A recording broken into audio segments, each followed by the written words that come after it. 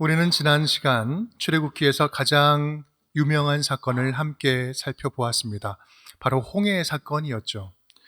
앞을 가로막고 있던 홍해 바다가 갈라지고 이스라엘 모든 백성들이 안전하게 다 건너갑니다. 뒤쫓아오던 애굽 군대는 그 홍해에서 몰살당하죠. 이 모든 것을 이스라엘 백성 모두가 두 눈으로 똑똑히 보았습니다. 무엇으로 그 감격스러움과 놀라움을 다 표현할 수 있었을까요? 그러한 기적을 경험한 그들은 이제 광야로 들어갑니다. 3일간을 걸어 들어갔는데 생명의 위협이 이제는 몸 안으로 찾아옵니다. 마실 물이 없어서 목말라 죽게 된 것이죠. 어렵사리 물을 발견하고 찾기는 했는데 물이 써서 먹을 수가 없는 거예요. 그렇게 죽게 된 그들은 다시 원망을 쏟아놓죠. 홍해를 건넌 지 불과 3일이 지난 때였습니다. 결론적으로 보면 그들은 얼마 지나지 않아서 엘림이라는 오아시스를 만나 그곳에 장막을 치게 됩니다. 이 마라와 엘림 모두가 다 이 수루 광야 안에 있었던 장소였어요.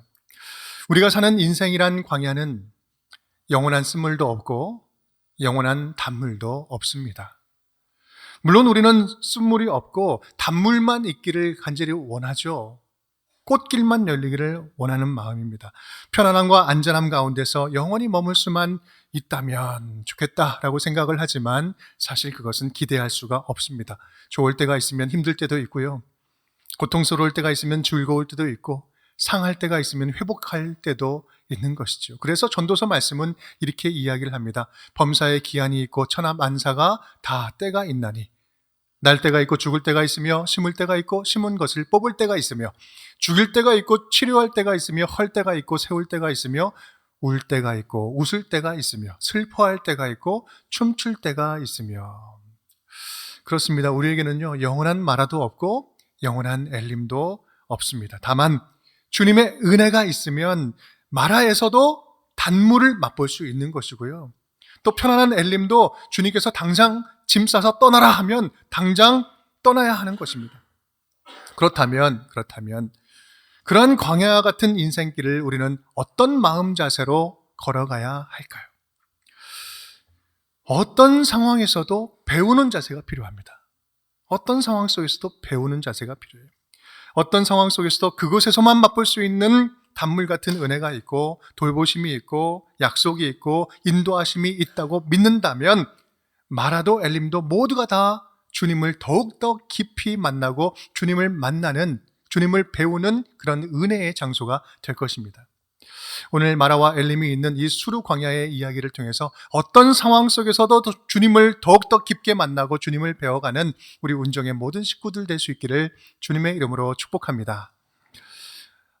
마라에서 배우는 세 가지가 있습니다.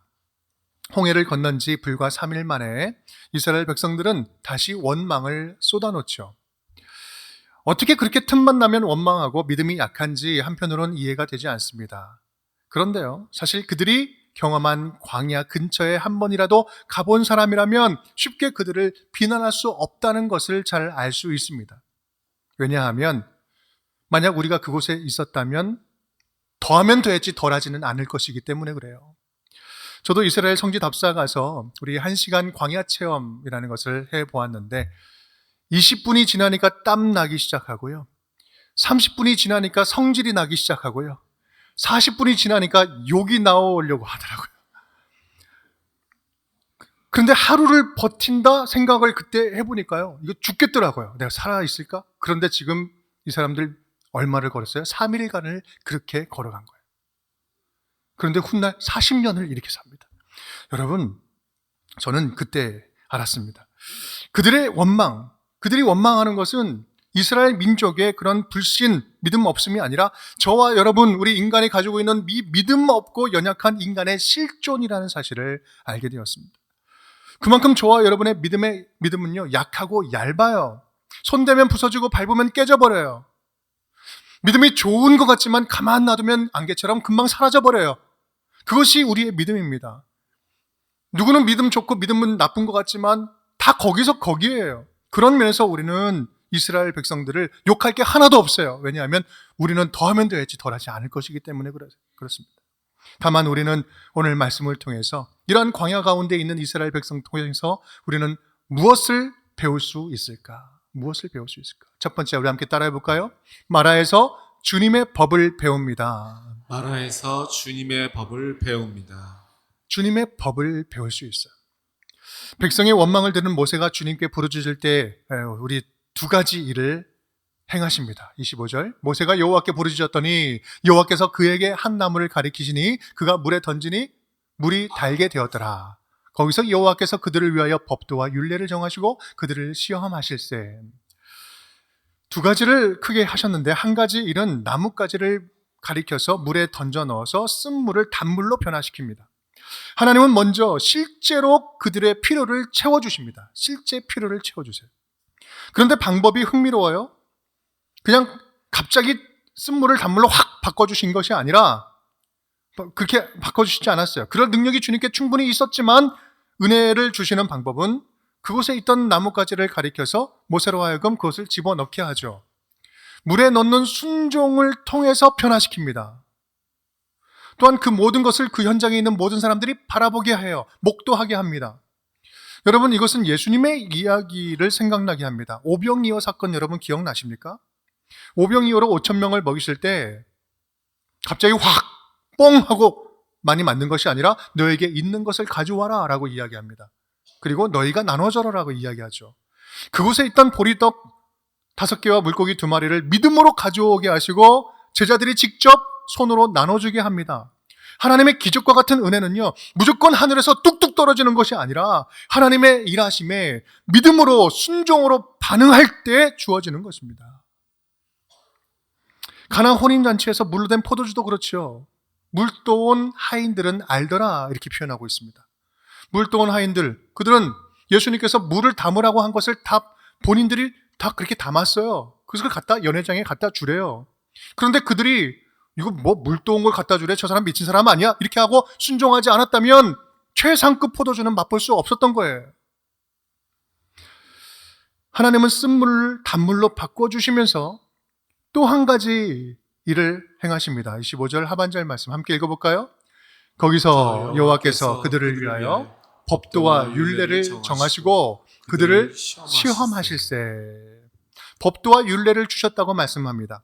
아직 기록으로 남아있는 이 시내산 언약이 주어지기 전이지만 그들이 순종하고 따를 법도, 이 호크라는 것을 주셨어요. 그 법에 순종하는지 아니면 거역하는지 그것을 시험하셨다라는 말씀이에요. 그렇습니다. 이 마라의 쓴물은 결국 주님의 말씀에 순종하는 법을 배우는 과정이었어요. 주님의 말씀에 얼마나 순종할 줄 아는가, 그 사실을 배우는 거였죠. 이런 거죠. 내가 말한 대로 순종하는 것만이 너희가 살 길이다. 순종만이 살 길이다. 그런데요, 가만 보면 오늘 본문의 이스라엘 백성들처럼 이 순종의 결과가 마라처럼 고통스러울 때가 있어요.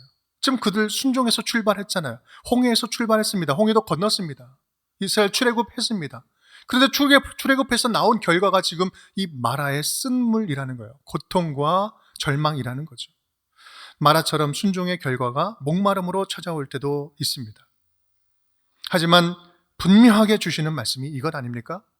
그 쓴물마저 단물의 재료가 되게 하는 내가 너희의 인도자라면, 그 쓴물마저 단물의 재료가 되게 하는 내가 너희의 인도자가 되어준다면 그것이야말로 가장 안전하고 가장 확실한 은혜, 확실한 축복 아니겠느냐?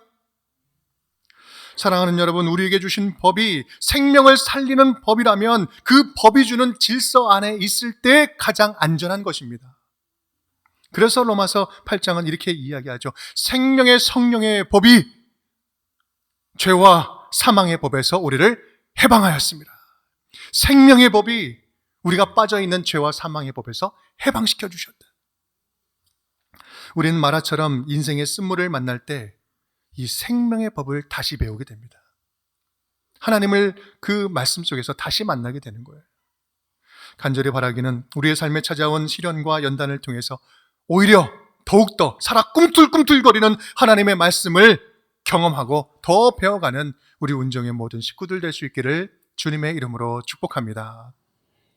둘째입니다. 함께 따라하겠습니다. 마라에서 주님의 은혜를 배웁니다. 마라에서 주님의 은혜를 배웁니다. 주님의 은혜를 배울 수 있어요. 하나님은 곧바로 이어서 약속의 말씀을 주시죠. 26절 말씀 이르시되 너희가 너희 하나님 나 여호와의 말을 들어 순종하고 내가 보기에 의를 행하면 내 계명에 귀를 기울이며 내 계명에 귀를 기울이며 내 모든 규례를 지키면 다 함께 내가 애국 사람에게 내린 모든 질병 중 하나도 너희에게 내리지 아니하리니 나는 너희를 치료하는 여호와임이라. 아멘. 여호와 라파, 여호와 로페라고도 하는데 치료하는 여호와, 치료하시는 하나님이다. 여기서 우리가 주목할 모습은 그 앞절에서 좀 볼 수 있는데요. 주께서 우리에게 바라시는 순종의 모습이 어떤 모습인가? 한마디로 말하면 마음을 다하는 순종을 원하고 계세요. 잠언 21장 1절 말씀을 보면 여호와는 마음을 감찰하신다라고 표현을 하는데 내가 보기에 의를 행한다. 이 말씀은 형식적인 순종이 아니라 마음을 다하는 순종을 말하는 것입니다. 이 마음을 다하는 순종이라는 것은 이런 거죠. 시키는 거 한다. 억지로 하는 시키는 것만 탁탁 끝내는 그런 순종이 아니라 자발적으로 조금 더 하는 순종이에요. 능동적으로 좀 더 하는 순종을 말하는 거예요. 귀를 기울인다는 것도 굉장히 적극적인 표현이고요. 모든 규례를 지킨다라는 이 말도 모든 규례, 이것은 뭐 종교적인 완전 묘결한 기계적인 순종, 모든 걸 다 어떻게든 뭐 지켜야 된다 이러한 그런 의무적 순종이 아니라 말씀하신 분의 의도를 파악하고 그 의도에 맞게 전적으로 순종한다는 거예요. 맞게 순종한다는 의미예요. 하나님은 그러한 순종과 마음을 원하신다라는 거죠. 여러분 꼭 기억할 수 있기를 바랍니다. 고난과 어려움이 찾아올 때 주님은 우리들의 마음을 집중적으로 바라보고 계십니다. 그리고 상하고 병든 몸과 마음을 위로하시고 이 몸과 마음을 근본적으로 치료하기를 원하세요. 마라에서처럼 인생의 절박한 상황일수록 마음 깊이 찾아오시는 예수 그리스도, 우리 주님의 은혜를 깨닫고 우리의 온 몸과 마음을 치유하시는 여호와 라파의 하나님을 그곳에서 만날 수 있기를 주님의 이름으로 축복합니다. 우리 세 번째입니다. 함께 따라하겠습니다. 마라에서 인내를 배웁니다. 마라에서 인내를 배웁니다. 좀 엉뚱한 말 같지만 이 수르 광야에 있던 마라는요, 갑자기 펑 하고 생기지 않았어요. 예전부터 그곳에 있었단 말이죠. 엘림도 마찬가지입니다. 마라와 엘림은 또 멀리 떨어져 있지 않았어요. 마라 옆에 멀리 가지 않아서 엘림이 있었는데 오래전부터 함께 있었다는 거예요. 다만 그곳을 처음 가는 사람들에게는 이 마라를 처음 만날 때 이 마라의 쓴물은 당황스러웠고 그들에게는 굉장히 절망감을 느끼는 장소였어요. 그리고 그들은 조금만 더 가면 오아시스, 엘림이 나올지는 꿈에도 생각을 못했죠. 만약에 얼마 후에 그 엘림, 오아시스를 만난다라고 생각하면 알았다면 원망하고 불평했을까? 그런데 하나님은요, 그들을 마라로 먼저 인도해서 인내를 배우게 하십니다. 인내, 오래 참음, 이것은 사실 하나님의 대표적인 성품 가운데 하나입니다. 성령의 대표적인 9열매 가운데 또 인내도 있지요. 인내를 통해서 더욱더 주님을 닮아가게 하신다. 인내를 통해서 주님을 닮아간다는 건데 문제는 이 오래 참는 것, 인내한다는 것, 너무 힘들다는 거예요. 너무 힘든 게 문제예요. 그렇다면 인내가 왜 이렇게 힘든 것일까? 뭐 여러 가지 이유가 있겠지만 가장 근본적으로는 그 끝을 모르기 때문에 인내하기가 힘든 거 아닐까? 이 고난의 끝이 어디인지를 알지 못할 때 참고 견뎌내기가 힘든 거예요. 물 없는 이 마라와 같은, 이 목말라 당장 죽을 것 같은 이 광야가 언제 끝날지 모른다.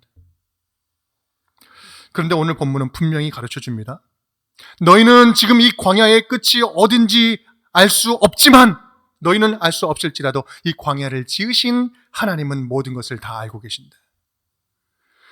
이 광야를 짓고 광야를 인도하시는 하나님은 다 알고 계신다. 그러니 너희는 참을 수 있다. 인내할 수 있다. 왜냐하면 고통스러운 그 상황과 끝을 너희가 알기 때문에 인내할 수 있는 것이 아니라 광야를 지으신 주님을 알기 때문에, 그 주님을 신뢰하기 때문에 그 주님만 바라보면 이겨낼 수 있다, 참아낼 수 있다, 인내할 수 있다.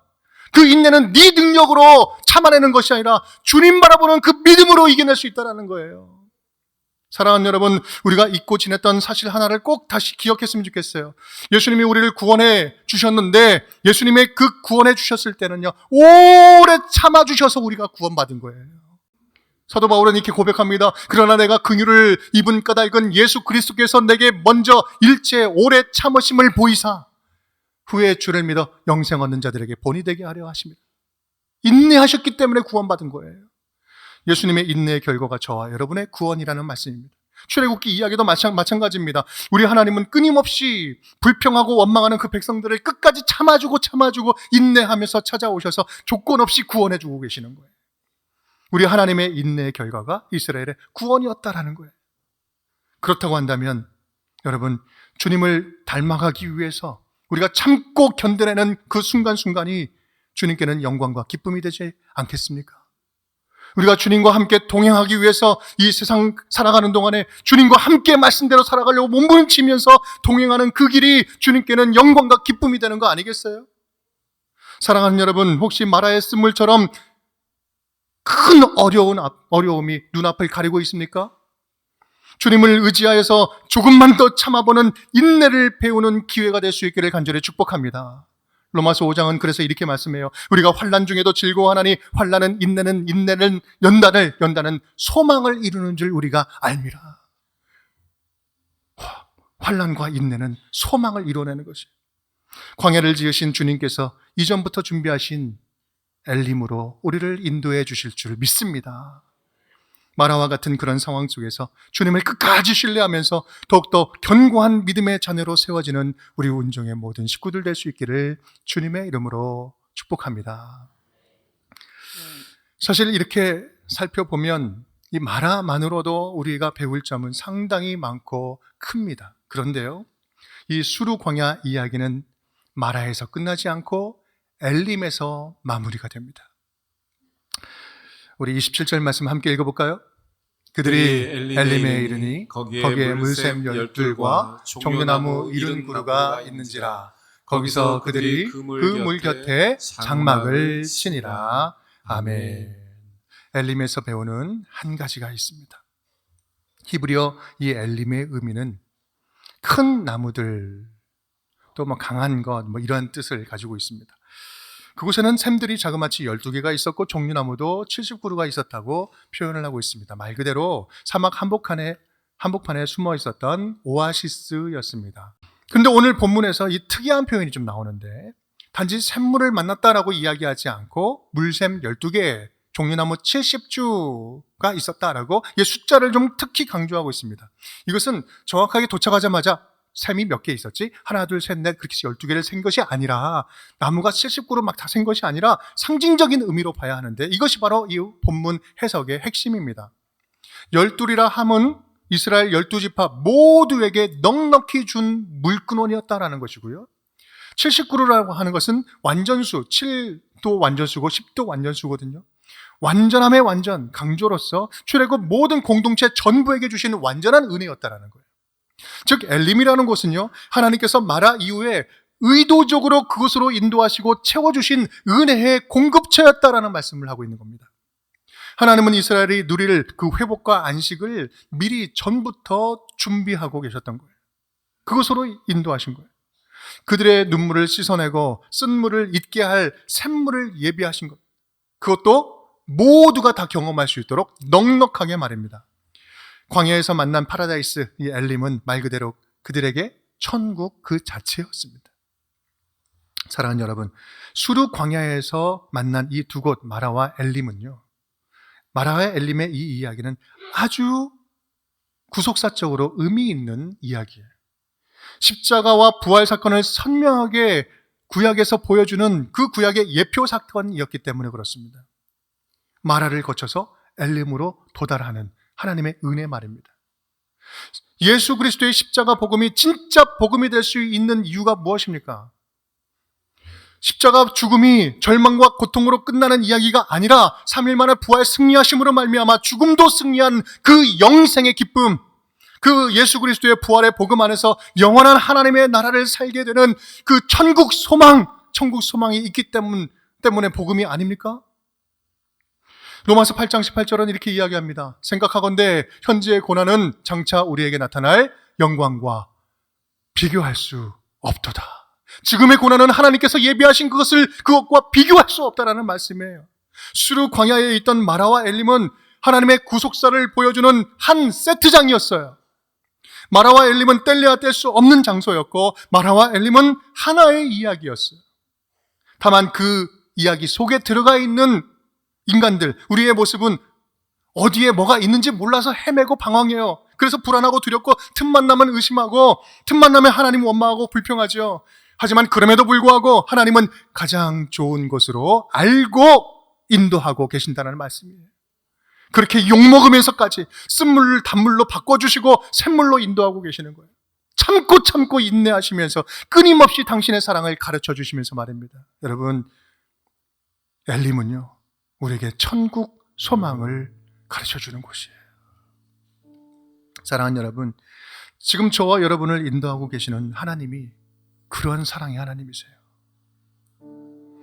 우리가 주님을 아무리 사랑한다 하지만 우리 사랑과는 비교할 수 없는 사랑으로 지금 우리를 돌보고 계세요. 마라의 하나님이 엘림의 하나님이십니다. 엘림의 하나님이 곧 또한 마라의 하나님이세요. 마라의 하나님은 쓴물을 단물로 바꾸어 주시는 여호와 라파의 하나님이십니다. 지금 저와 여러분, 지금 우리가 함께 서 있는 삶의 자리를 한번 되돌아봤으면 좋겠어요. 여러분 계신 곳이 지금 마라입니까? 아니면 엘림입니까? 아니면 혹시 마라와 엘림 사이 그 어디쯤에선가 방황하고 헤매고 있지는 않습니까? 마라와 같은 쓴물 때문에 누군가를 원망하고 하나님을 향해서 불만스러운 마음이 목까지 차올라 있지는 않습니까? 하나님, 희망 고문 그만하시고요, 뭔가 좀 달라져도 달라져야 되는 거 아니겠습니까? 이 정도 믿고 헌신하고 기도하고 주님 내가 믿는다고 나아갔으면, 참아주고 기다렸으면 뭔가 해결돼야 되는 거 아니겠습니까? 변하는 거 하나도 없는데 내가 언제까지 견디고 언제까지 버티고 언제까지 참아야 되는 것입니까? 그렇게 이야기하면서 점점 하나님과의 거리가 멀어지고 있지는 않습니까? 오늘 마라와 엘림 말씀을 분명하게 다시 기억했으면 좋겠어요. 엘림 가는 길목에 마라가 있었어요. 엘림으로 가는 길목에 마라가 있었어요. 마라와 엘림은 그렇게 멀리 떨어져 있지 않습니다. 그래서 마라와 엘림은 주님 보시기에는 분리되지 않은 한 장소, 하나의 이야기입니다. 여러분, 우리가 살아가는 현장이 주님과 함께 동행하는 그 길이라면 마라도 엘림도 모든 곳에서 주님을 만날 수 있고 더 깊이 경험하고 하나님의 은혜를 경험하는 은혜의 현장이 될 줄 믿습니다. 동일한 은혜가 넘치는 모든 곳이 주님과 동행한다면 그곳이 하나님 나라 천국인 줄 믿습니다. 간절히 바라기는 마라와 같은 쓰디쓴 그러한 삶에서는 주님이 쓴물을 단물로 바꾸어 주시는 단물을 맛볼 수 있기를 간절히 축복합니다. 만약에 지금 살아가는 것이 주님 주시는 축복의 현장이고 엘림이라면 지금 그곳에 샘물을 맛보면서 서로 위로하고 격려하고 하나님의 은혜를 풍성히 세우며 하나님 나라를 세워가는 주의 자녀들이 될 수 있기를 간절히 바랍니다. 그렇게 광야 한복판에서도 여호와 라파 돌보시고 치료하시는 우리 아버지 하나님의 은혜를 더욱더 사모하고 깊이 경험하고 더 주님을 배워가는 우리 운정의 모든 식구들 될 수 있기를 주님의 이름으로 축복합니다.